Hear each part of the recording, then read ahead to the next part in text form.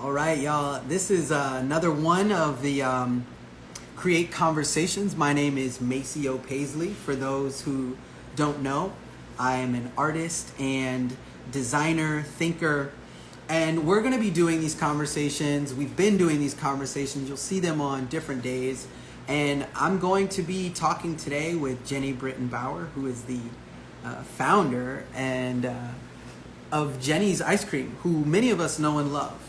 We're looking forward to having a good conversation today about art in schools and resilience and creativity and the skills that you take from an arts education into the real world. I was one of those kids who was privileged enough to have access to band and to theater and to dance in my elementary upbringing all through K-12 up into high school.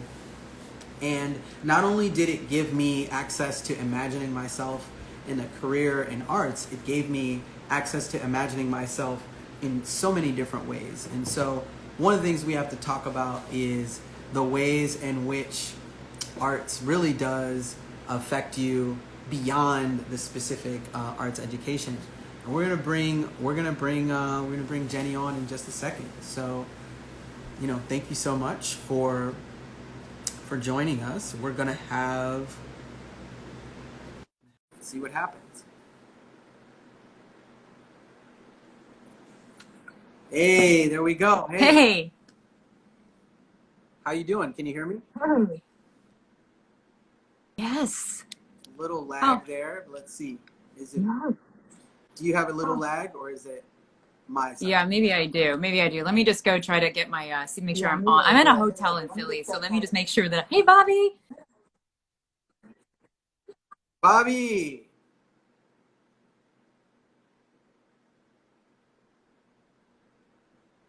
All right. We got some good people on here. We got some old friends. Bobby, you know I love talking, and Jeni is a good talker. So we're gonna do some of that while we're waiting for this spiral. We're gonna bring her back with the better technology. We're gonna go here in a second. Bring in Jeni back and see what happens. Is that better? Okay. Oh, it's so much better. Okay. Oh, okay. Yeah, no, I just forgot to connect my Wi-Fi to the hotel Wi-Fi. All right. Yay. Hi, Bobby. It's so awesome. Yeah, I love these. I love these because, full transparency, I pretty much signed on to be the Create California ambassador so that I could scour the internet to have conversations with all my favorite creative people on the internet. We've been doing the Instagram back and forth for a while. It's good to chat with you. Yeah, I don't even know if we ever met in person. I don't think so. I've seen you in person, but I never met you. You walked by me one time in LA at I can't remember the coffee shops there anymore. Holy cow. Tiger. Go get him, Tiger. Yeah, that's but I so was funny. Was that Jet? And then I was like, maybe. And then I went on Instagram to see if you were in LA, and you were. So then I was like, oh, that's it. It's so funny. I usually I love it when you see people off in Instagram. I just love now because we can make friends in so many places and support each other and learn from each other and grow and all of that. So it's pretty cool. I see another Britain here. I see that word. Oh, is that family or is that? Yeah, that's my family name. Yeah. Wait, is that your family? That person? No. Oh, okay. Oh, I don't think so. Could be. No, I don't think so. Not somebody that I know. All right. Well, speaking of family, I want to do a little introduction of you, and then I want to talk about your grandmother. Yeah, Enid Britton. She was, yeah. Okay, so, okay, let's start at the top. For those that are just joining us, my name is Maceo Paisley, and I am a Create California ambassador. I'm a dancer, designer, and I'm here to help you understand a little bit more about what's going on in the arts landscape as it relates to creativity and what arts does and how it can help you. And my guest here is someone that I've been following on Instagram and keeping track of their comings and goings. And one of the few people on earth who I think loves ice cream more than I do. And maybe not even more, but certainly has made it part of their life practice. So, Jeni, tell us a little bit about yourself and what convinced you to join us here on this live real quick. Well, that's so funny. Ice cream definitely is my life practice. I started making ice cream. I was studying art at Ohio State University, the only school I applied to, the only one I didn't get into, and then begged them to let me in, and then they did. I went and I studied art for a couple of years. I started making ice cream because I had been working for a French pastry chef and learning about flavor from him and from the whole kitchen, actually. And actually, I was thinking about perfuming, which is so odd. I didn't even know of it as a career or an art or in anything. And I had a friend who worked in the chemistry lab at Ohio State, and he introduced me to scent, and I realized that I am super connected to my sense of smell. And then I started realized that ice cream is actually about scent. And so even like an inexpensive vanilla ice cream is like a synthetic vanilla. All of that is scent. None of it's flavor. The flavor that we can taste on our tongue is just sweet, sour, bitter, salty, and umami. Everything else is in your nose. So I realized that ice cream is this perfect carrier of scent. And so I started experimenting with that. But 6 months later, I had just realized the power of ice cream. I loved ice cream. I grew up in the Midwest, so that's just it's like in my body already. It's not, we don't consider it a food or a dessert here. It's just a thing to do. It's like, do you want to go to a movie or do you want to get ice cream?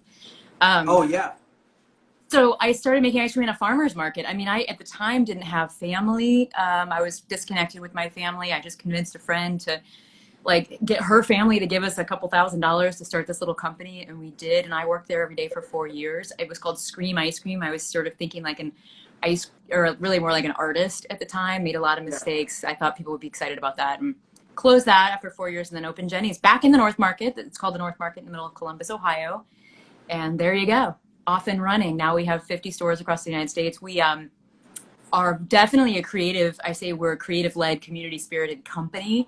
So art informs literally everything that we do, even leadership and what we think of. I would say art and fantasy sci-fi. So I learned everything I know about business from fantasy and science fiction. No, that's great. Definitely like live a different life and just, start small and build. And I love that. My first job was a ice cream maker and seller. At my first real job, I was at Cold Stone Creamery. Oh, you must have had so much fun. And I would scoop and sing and all that stuff. That was my first gig. And I've always been like a thinker. And what I would do is I would go get a scoop of ice cream and I would go sit outside and eat it very slowly and think about the biggest problems that are in the world. And that was my practice. Even until this day, when I have a really big problem in my life or whatever, I'll go get a scoop of ice cream, sit out, watch it in the amount of time it takes to eat that scoop. Actually, one of the books I'm working on right now is called Build Your Own Sunday. And it's around this idea that everyone has autonomy to create a life that they want and that they desire in the same way that, we build our own Sundays. Oh my gosh, that's so interesting and beautiful. And I love that because I'm similar to that too. I actually, and you're like me then, there's not that many of us, but I recommend it. Eating ice cream by yourself is a really great moment because that's exactly what happens. There's something about ice cream. Well, there's a lot of things about ice cream. The first thing it does is it slows you down. It kind of shocks you to slow down. It shocks you into the moment because it's frozen and it hits, your warm body, right? And then you're like, whoa, and you wake up. And especially, and this is what I always recommend, eat it on a cone sometime. Go get a cone, sit in your car, because you have to be present with it or it will melt, right? It's active. Yeah. It's active. And it's, to me, it's, there's so many cheesy metaphors with ice cream, but it's true. It is a metaphor for life. If you're not there with it, if you're not interacting with it, it disappears in front of you. So it is it will pull you into the moment and make you pay attention for a little while to what's going on in your head or whoever's in front of you. Absolutely. So, one of the things that I want to convey here early on is that there is the reason for the season, why Create California exists, is to help build awareness around the importance and essentiality of arts education in schools. In California specifically, all students are mandated to have access to dance, theater, visual arts, and media arts. And that's all through kindergarten and 12th grade. So that's really great. But even before COVID, only 12% of the schools in California were actually delivering that arts education. And Wow, so, only 12%. yeah, in the whole state. Hmm. So one of the things that I want to do is talk to people about what is their experience as creatives, and how did they sort of come into their own voice as someone who felt capable of, building and starting a company, felt capable of approaching people with partnerships, felt capable of really like building a life that you really are inspired to live. Um, and also the other question is, what is your connection to arts growing up and to arts education, and how has that touched you in your life? Well, I think that, well, first of all, my grandmother was an artist and an art teacher, a high school art teacher, a very, very good high school art teacher in the middle of Illinois. She was incredible. And she just passed away last year or the year before. It feels like, I think it was just last year, but she was 94, and to her end, she was a teacher, and she was an amazing woman, and a spitfire. She was a powerful woman. I think of art in terms of in like the world of education. She was also, by the way, an English teacher, and she was a one of those sort of like very rule focused English teachers, right? But the opposite came out of her when she taught art. So she really had these two very different sides of her, and I saw that, and I sort of felt like, I think of things like entrepreneurship as an act of rebellion, right? You say something is wrong and I'm going to fix it, or I don't like that and I think I can do something better or different or whatever. Absolutely. And it takes that rebel sort of spirit and fire to get through it. But I think that that watching my grandmother, her name was Enid, which is such an awesome name. She's just whatever. While she taught English and the other teachers were teaching science and math and all those things, those subjects are really about rules and about conformity and about getting you, this massive, amazing thing, to go very narrow on your thinking for an hour and listening. But art teaches you to rebel. And that's the most important thing, any of the arts. That's the most important thing that we can know about that, because that is exactly where innovation comes from, new ideas come from. It's that thinking that we need. Not that, we don't necessarily need, and I think this is where like communities get bogged down in the wrong thinking. It's not that we need kids cutting things out of construction paper and pasting them on something or whatever. It's not that. They're building something, they're thinking, they're using their bodies to think, to move thoughts through, and they're rebelling, because hopefully, and every art teacher I've ever met encourages that kind of thinking. Do something that you didn't think you could or should. Right. Challenge yourself, challenge the rules. Yeah. And then that's really, status quo. That is the secret to life, if there is one, or life in America, right? Life in America is about making something better, about seeing something that you don't agree with and changing it. Yeah. And you don't get to do that unless you have someone in your life, and art teachers are so good at this, someone in your life who encourages you to not follow the rules or to go the other way. Right. And I also think about it in this way of connecting it to innovation or productivity, right? Like this idea that there is a kind of rebellion that you can participate in that is antagonistic for its own sake, like that guy in the corner with the cigarette, the James Dean, as cool as he was, like rebel without a cause kind of thing. But I think arts and entrepreneurship, what they have to do with like civic engagement and activism is a sense of purpose and a sense of like, this is important enough for me to step out there and assert my version of what better is, and my version of what, I like your flavors because you're like, hey, this flavor doesn't exist. We're gonna make it, and maybe no one's ever made it before, or maybe this is our spin, and so you get a chance to kind of like make a statement through your work and through creativity. Yeah, I think I feel like art sort of thinking and creative thinking can be done on any team, in any company in the world. And it's really about, I mean, art, I think even like kids, when they're doing art, it's really that sort of building instinct. I can take a pen and affect something over here and build a world here, right? So it's like understanding that almost like world building, or your ability to create a set or a stage or something out of nothing.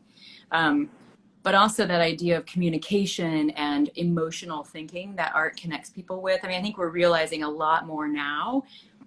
You know, we were really brought up, and I think now actually more than ever, to disconnect our heads from our bodies, right? And so it's like we problem solve up here.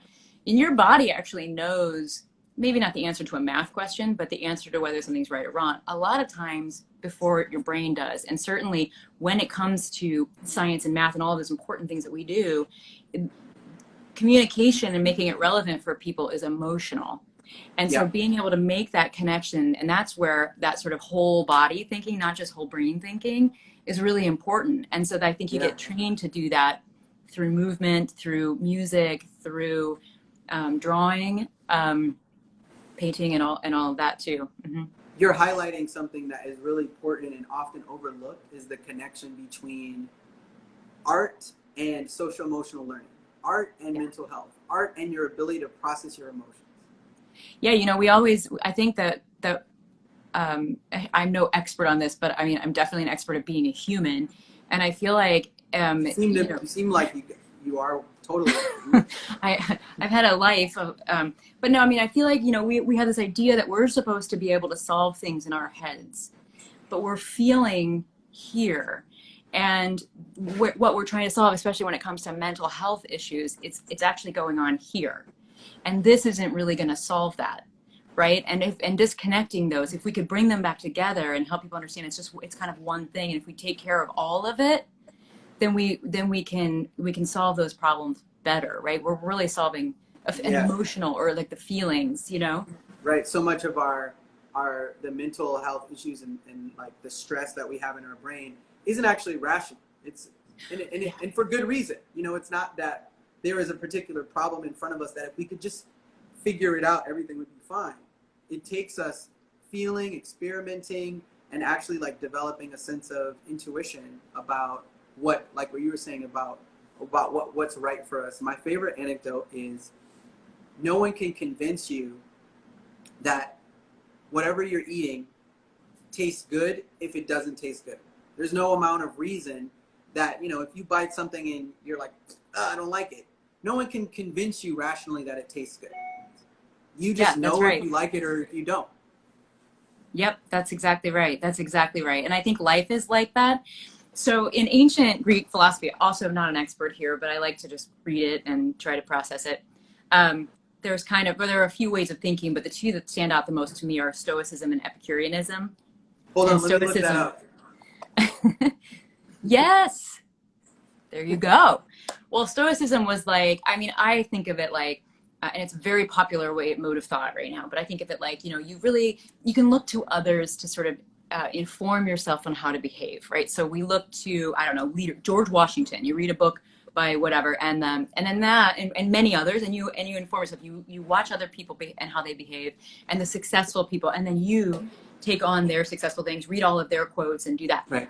And that's one way of doing it. But then the other way is Epicureanism, which has been, it's wrong because the word has been twisted to mean like fancy, indulgent, like or that. super. It's not that at all. It's not that at all. It has nothing to do with that. Actually, it's really about being in the moment and understanding what's going on, and people have taken it and just gone other places. But the People point like, of Epicureanism, YOLO, they make it into YOLO when it's not necessarily. Yeah, and it's not at all, Right. or you know, really, yeah, it's much more the sort of root of it, or the core of it, is about being in tune with how you feel about something. So I know that this is the right choice because it feels right to me.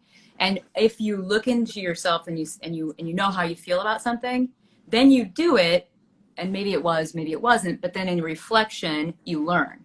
And then the next time you do something, you think about it, you feel it, you make your decision, and you learn. And a life of doing that is actually more fulfilling. You get deeper. than a life of watching how other people behave. I mean, you have to do both. And that's But, also the same thing that the artist taps into, mhm. that the creative taps into in order to know when things are done. You know, when you Yes, step back, exactly. you look at your bookshelf, the way you've organized it, or you taste the recipe, or you know, create a picture or whatever, and you might stick with it, keep doing that last brushstroke, and then you look back and you go, ah, it's done. Because it feels, there's this feeling of when it's done. You know, and at the Jenny's in our kitchen, we know a flavor is done because what will happen is everyone who tastes it like starts like moving, like we can't help it. We're like, Yeah, "Ooh," you know, what I I mean, like, love it. and when it's still, even if Food it's dance. Food dance delicious, is always the tell. yes, but it can be delicious and just kind of fall a little bit flat. Right. And that would probably be fine for a lot of people. But like there is a moment where it connects and it's just like a spark and you It's like can't someone not move. sending you a text message that says, "This is delicious." Period. Yes. Yep. Right? Period. You're like, oh, okay, it's delicious. Now Okay. I believe you. You know what I mean? Like, Yes. and what you're doing is you're like, it's just an overwhelming thing to where your visceral response is to acknowledge what's going on. And You know? everyone feels this. This none of this is mystical. None of this is something that like some people are born with and some people aren't. None of this is like not teachable. Like these are things, this is something that we all have in us already. Nobody, it wasn't something that we had to teach people at Jenny's, you know, the small group that comes around to taste ice creams that like, okay, when you really feel like it's done, start moving around, Yeah. right? It just happens. And Yeah. I think that this kind of emotional connection to the work that we do and or emotional connection to our mental and brain power, um, if you don't separate them, I think it's just it's natural. And so trying to fight that, I think, is what causes, or one thing that causes problems now. And I think like even like anxiety and other things as well. But if you can tune into that and accept it and flow with it, Well, then it that's actually the other thing, is that informs. it gives you a place to put Yeah. so many of your emotions. You know, you're Oh like, yeah. I have this feeling of anger or rage or sadness, and I don't know what to do with it, and it's just going to move around your body. But if you have a place to create or express, then you're able to release those things, and you're able to see them externally, you know, and then you can sometimes make a little bit more sense of them once they're externalized. I draw almost every day and I'm not good at it anymore. You know, I mean, I'm fine. I can draw doodles, you know, but, or paint, or make something, but I do, because I feel like it helps me move thoughts through my body. I mean, just getting just the act of drawing. Sometimes you end up with nothing, but I mean, I really do think, and I try to help people understand, like and maybe drawing isn't for you, but maybe playing music or singing, because we can all sing if we can't play music instrument. Maybe we can't all sing. I sing anyway. I know I can't sing officially, but do you know what I mean? Like that, the That's the act of point. You doing got to that, join me you on don't have to karaoke be good at sometime. it. Yes, It's not even about being good. It's about feeling good. exactly. And it's about just that like releasing and expressing yourself and getting it, you know, just involving your entire body in that action of expression. And I just feel like it, you know, and I always think it's funny, like when you read history, you realize, and, you know, the earlier day, you know, a couple hundred years ago, 100 years ago, people learned how to draw. And so there were some, I mean, when you look at some of the science that was going on, or, you know, and everything was kind of one thing. If you were good at anything, you were good at everything kind of thing back then. You know, if you were an architect, you were also a doctor or whatever. Yeah. But like, they all knew how to draw. So I can't remember who it was. It might have been like Benedict Arnold or whatever, was like about to get, yeah, killed. I guess he was hanged or something. But he drew For like being a, Benedict Arnold, right? what's that? Benedict Arnold, the actual Benedict Arnold was getting hanged for being a Benedict Arnold. Yeah, yes, exactly. I don't know if it was him or not. I think it was him. And he drew like a quick self portrait. And I don't know, there's just something about like being able to express yourself when everything else, you know, outside of everything else, outside of a camera or a, What it has something to do with also, I think, visual literacy comprehension. If you know how to make music, you're more keen on be able to hearing it. If you know how to make the whatever the thing is, if you know how to create the thing, you're more keen to being able to experience the nuances. So for me, part of the thing that I actually appreciate about the digital age with Instagram specifically uh, is that it has trained an entire sort of generation around this, how to make sense of this composition in a square. It's trained us all to not, and this could be bad, to see the world, but to take a perspective.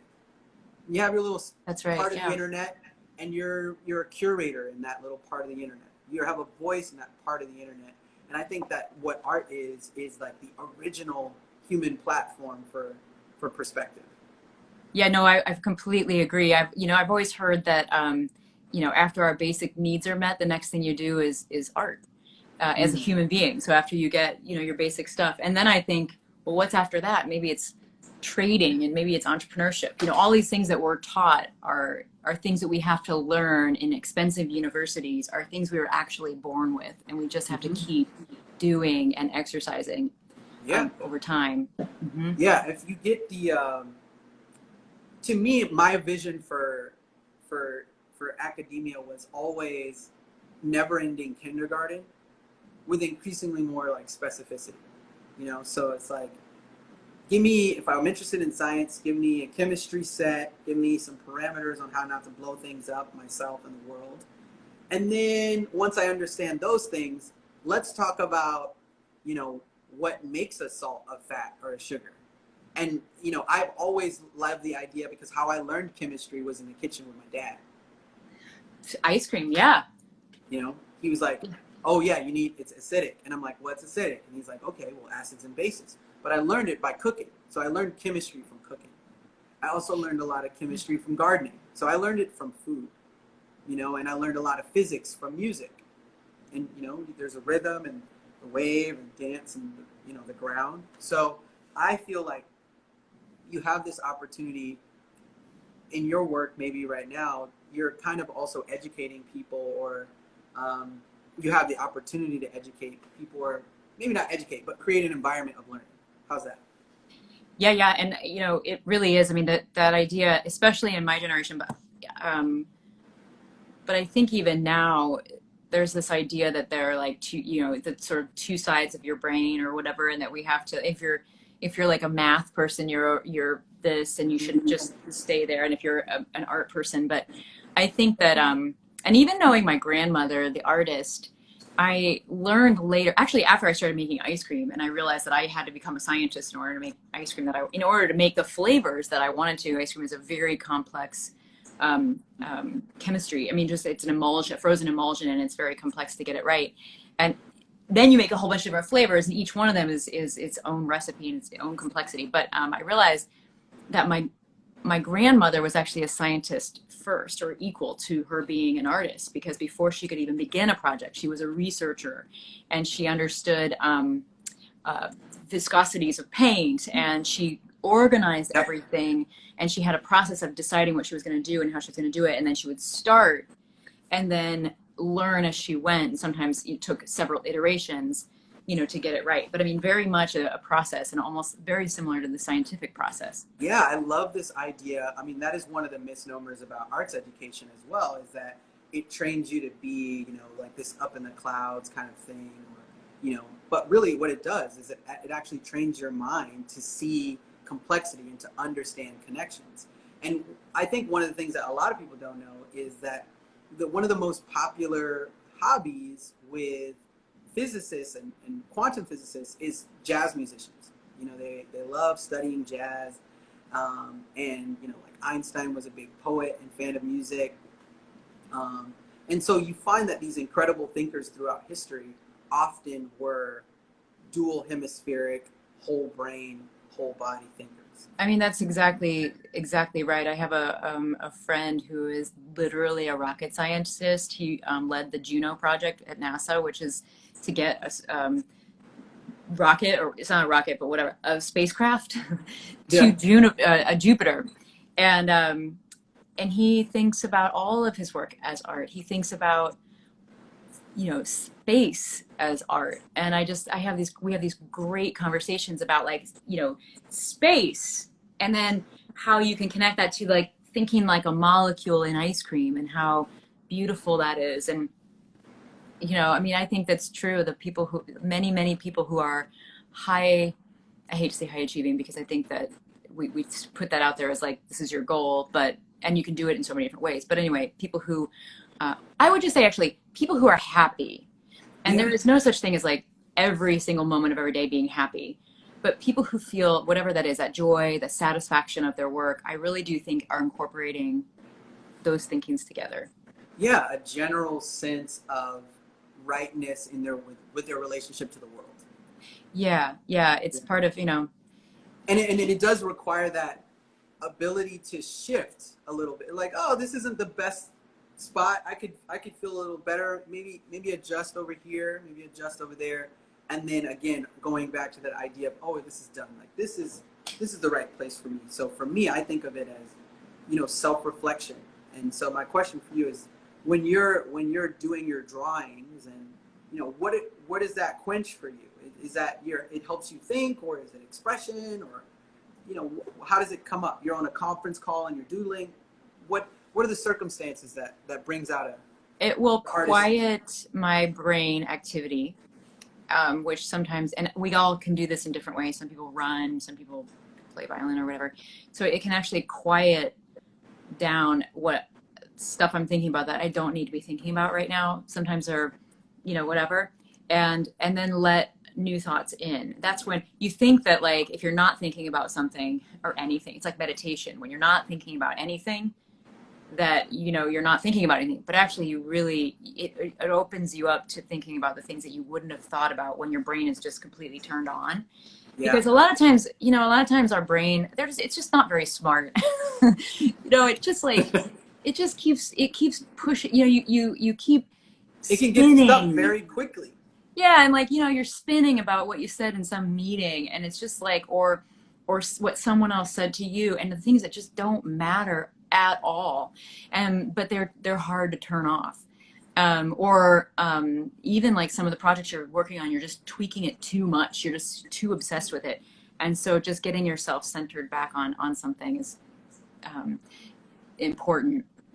And I would just say, to your point about sort of iteration too, or just like that idea of sort of tweaking, I feel like my story is really a story of, I like to call it start small and build. You know, that sort of, you know, you can become anything you want to.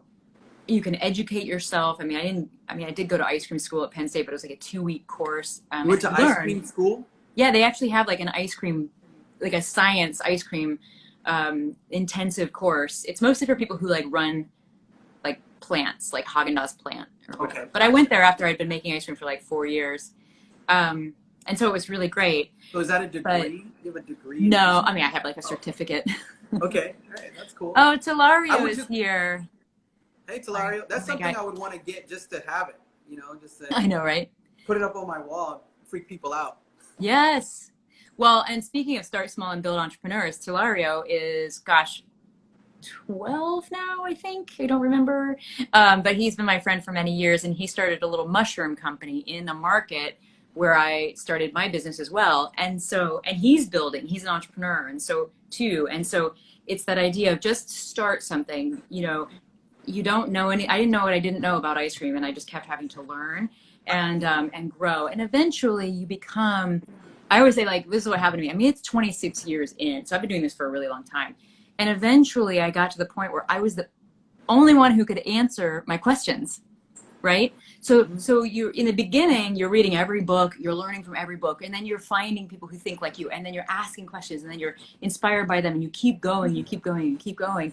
And now there are very few people in the world who I could turn to help me solve some problems that I'm having in ice cream or whatever, because we're making it so you have to now go to other fields for information. You have to go exactly to or philosophy, like, or science, or literally invent something that will do it, because we don't use stabilizers, emulsifiers, or egg yolks in our ice cream. It's just a little more flavorful that way, and like, but that's a huge chemistry challenge, you know. So but that's that sort of thing. It takes, if you're willing to give it years, and life is long, then you really can build a life that is what you want it to. It's not easy. I always say no one starts from nothing. We all have our brain, brawn, and buddies. but literally it was my brain and my physical strength and my friends. And then I asked for help every step of the way. And so, that was, you can do anything that way in America. We get Yeah. sold education. And I know it's not, knowledge is important, being able to think is important. And sometimes that means going to school and becoming educated, but you can do it, especially now, in so many ways. You can learn a trade, you can become an entrepreneur, you can become an artist, you can keep going. And you have to have, high standards and keep going. But So let me ask you a couple like personal questions. The first one is, can you tell me a little bit of a story about what you were like at any point in your K-12 experience? Just like, what was your personal constitution, little Jenny running around? And then the other question, that's past. And then the other question is, I'll remind you if you forget, how are you seeing the future, whether it's big dreams or big visions for your company or yourself? And then finally is a quick check out, which will like send us into the present, but then also carry us into the rest of our day. okay. Past, future, present. When I was little, I moved almost every year to a different school. We didn't move very far away. It wasn't like military family. We just lived in apartments, and so we would move across town, but it was a different school. So I was also a very quiet person. I'm still quiet. I love being around people, but I think that I'm mostly an introvert. Like I love that very much, and I come at it through the service perspective. But so when I was a kid, I was in school, and I just loved it when no one would look at me. I didn't want to be called on. I didn't want to stick out in any way ever. And so, it was just a very quiet existence. But I always got, all of my teachers always said that I was kind and patient. And I don't know, I think I'm a pretty nice person, but I'm definitely not patient. I learned that when I grew up, that like when I'm on my, when I'm really able to do what I want to do, I'm just not a patient person. And I sometimes think creativity is being curious and impatient. You know what I mean? Because you have to have this like fire to just try something, and that takes being okay with failure. And I don't know, I think that's part of that. So I was very uncomfortable in school. I hated school. I just couldn't do it. And we didn't talk about things like anxiety back then. But I was very anxious. In fact, I had spent a long time in the hospital. I'd had a lot of stomach problems, and I just like was the kid that would throw up in school all the time. Oh man. So I've thrown up on teachers and hallways and whatever. I just had to like get through my childhood. It was like not an easy childhood. But I got my first job when I was 15, and I was really excited, and I went and worked in an ice cream shop, and I loved it very, very much. And what I loved about ice cream, and so this is where I came out in my life. I loved, my mom told me that Meryl Streep is really shy. I was really nervous to go into work that day, the first day of work, but I wanted a job. And I was like shaking nervous. And my mom said, Meryl Streep is really shy. And I was like, well, if Meryl Streep can be in front of all the people and do acting, then I can go and do this in ice cream. So I made a character that I went to work as, and it was really cool. It was the best thing I ever did, and I excelled at that job. I loved it. My character was like the best ice cream scooper in the world, who like, what is that person? That person cares deeply about everyone in front of them. That person makes eye contact with everyone. I just put it in my head, like, what does that person do? What do I expect from that person? Oh man. And I became that. And I think that's why I'm doing what I'm doing now, because I, for the first time, felt like in my own skin. Like I actually was trying to be someone else, but I also like really felt connected to making someone You find happy. this with the theater arts too, is that there are parts of you didn't know you could access until you get permission to explore it through a character. Yes. I never thought about it that way, but you're so right. You're so right. And that's the advice I give to anybody who is super shy, is first just, even Beyonce with her Sasha Fierce, and then Sasha Fierce goes away, but now she gets to be her full Beyonce self and we all appreciate it, but it took some time. Yeah. Even at that level. Yeah. Well, and then you can always, so for me, I'm never shy when I feel that I'm serving or trying to make someone feel good. I always say at Jeni, we say, make someone feel loved. And we're trying, it's just the way that we think and the way that we do things. And I also think, like, before anybody thinks that this is like some kind of like, soft woo-woo-y thing, which it is, but it's also like bold. I mean, we think of like, I think when you are informed from that place of love, you can be really punk rock about like everything, right? You can like, Yeah. you can fight hard for the things that you believe in when you start from that place. So it is about loving people and making people feel good, but it's also about what are we fighting for and what are our standards and why. It's because of them and because and that way, so you almost feel like you're more passionate Yeah. because of Yeah. that. Yeah. Awesome. Awesome. What Okay. was did I answer the second So one at let's all? Or? no that was all that was good, and I think you brought us into the future a bit or a little bit, but let's see.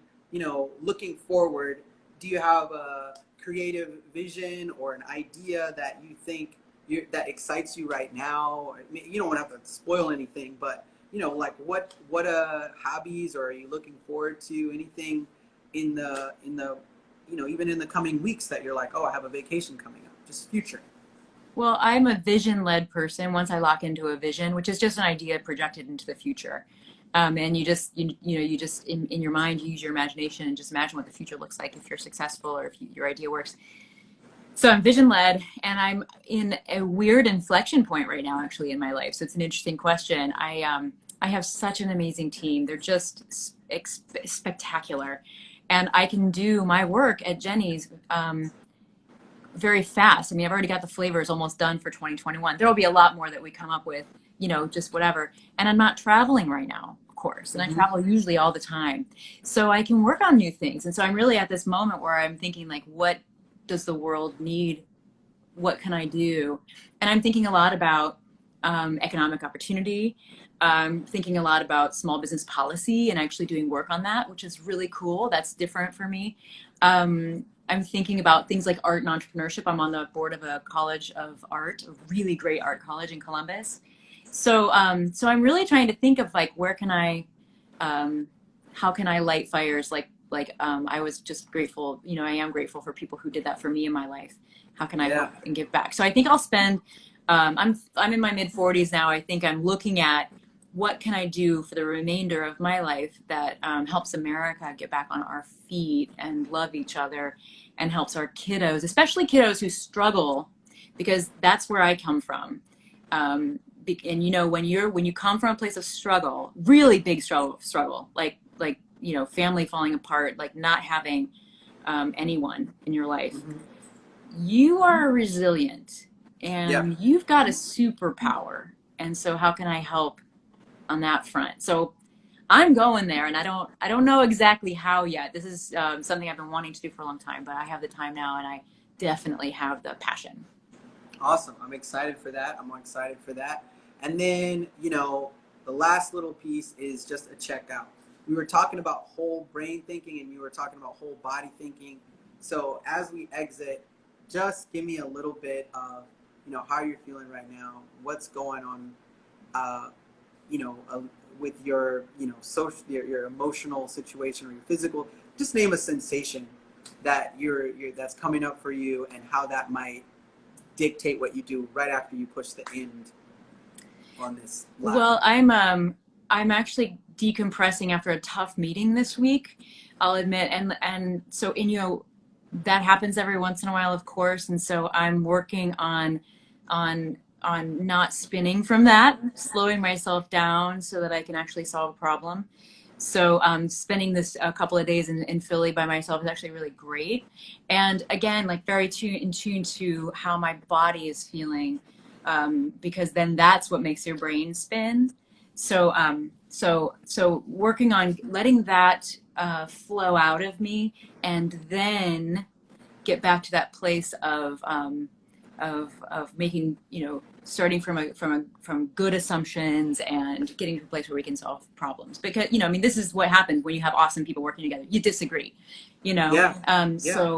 So yeah, the future is going to be great, but or today, like, in this week, it's about how can I decompress so that I'm ready for the next conversation. Awesome. Well, Jeni, thank you so much. And I look forward to chatting more with you and seeing what things go next. we're going to close out now, and I'm going to let you get back to your day, but I really appreciate your time. Thank you. And thank you to everyone who's here. You can all find me. And I love to have conversations on DMs and things like that too. So very active there. And thank you so much. It's so great to know you in person, see you one day in LA, actually. One day. Yes. All right. Have a good one. Bye, everybody. Bye.